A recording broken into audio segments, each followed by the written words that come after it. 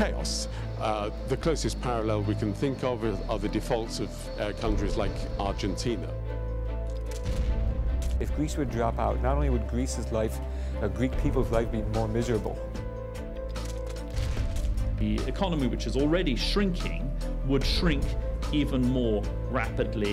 Unemployment would go up even faster.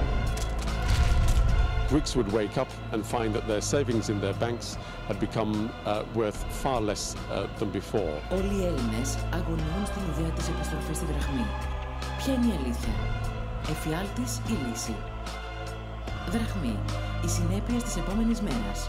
Μια έρευνα του Αντένα με τη Μαρία Χούκλη. Όλοι πιστεύαμε ότι το εθνικό μας νόμισμα πέρασε οριστικά στην ιστορία μαζί με τα άλλα κηνήλια της φυλής.